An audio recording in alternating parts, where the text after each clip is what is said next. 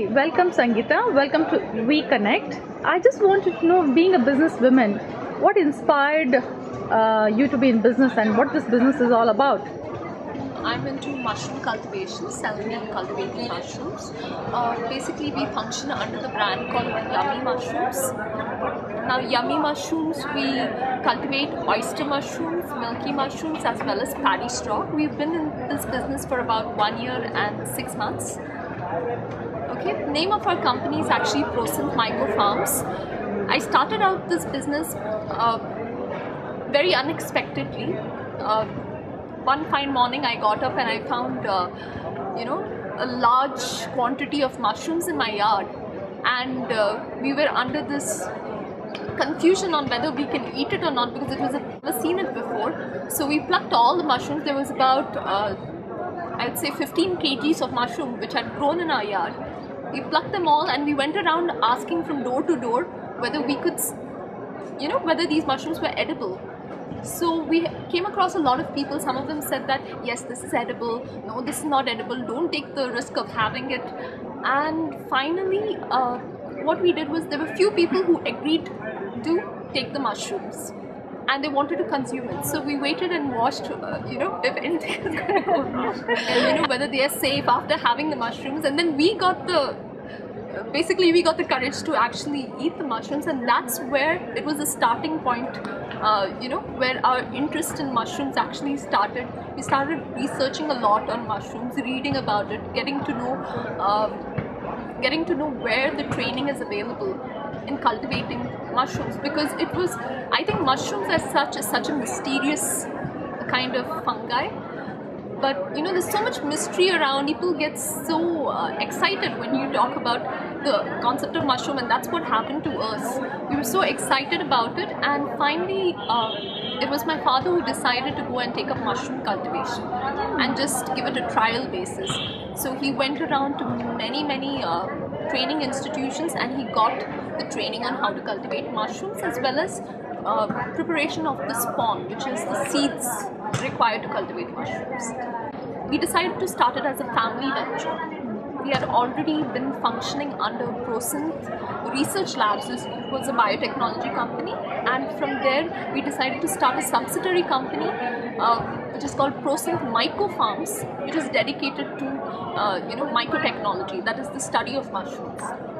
And we started our initial batch of producing mushrooms. Mushroom production, though it sounds very trendy and it sounds very exciting, it's something which is very difficult. And slowly we started learning the art of perfecting the whole entire thing, and we started getting interested, and we realized there is a huge demand for mushrooms. So we slowly decided to get into marketing of mushrooms, and we wanted to bring in many various varieties. My dad, being a pharmacist, he wanted to do something for our country as a whole, because today we have the issues of malnutrition. Our Prime Minister recently said that malnutrition is one of the biggest problems India is facing, and mushrooms being a functional food, that is second, it is another functional food similar to milk. So mushroom could be the answer to this malnutrition problem. So we decided that okay, we're going to go into full range. We want India to become one of the leading producers of mushrooms, just like how China is right now. China produces the world's highest quantity of mushrooms. It does exporting in billions, literally, and it produces 80% of the world's mushrooms in the export market. So India has the potential. Mushrooms are basically grown on agricultural waste. India produces a lot of waste. That is like sugarcane. Once you take out the juice, the bagases which are remaining, that's waste. Mushrooms can be produced on that. It can be produced on cotton waste. It can be produced on coffee pulp. Coffee pulp, what they usually do is they peel out the coffee beans, and the pulp they kind of dispose it, and this falls into the water, and the water gets contaminated, and a lot of people die. So the same pulp can be diverted into cultivation of mushrooms. They can use paddy straw, the byproduct, arecanut peel. There's so much of waste which India is just wasting.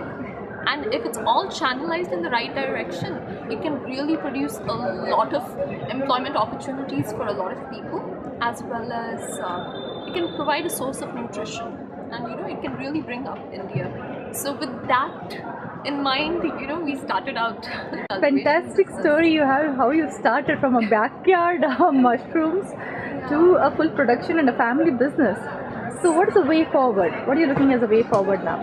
We have shifted our operations. We had a 2,500 square feet on top of our terrace, and we had like our own mini farm on our terrace, but unfortunately, lack of space, as well as difficult to manage in terms of storage, because we have to store the raw materials and everything.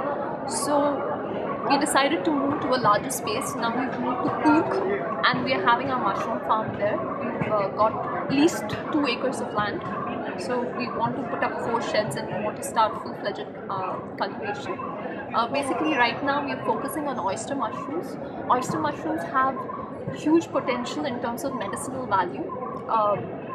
It has anti-cancerous properties. It basically is very good for people who are diabetic, high cholesterol level, and people who really want to maintain their diet. So we're basically focusing on producing a variety of oyster mushrooms. You have grey, pink, yellow, and white king oyster mushrooms as well. But right now, currently, we are focusing on pink, grey, and white oyster mushrooms. So Sangeeta, that's an interesting story. Wish you all the best way forward. Thank you. Very much.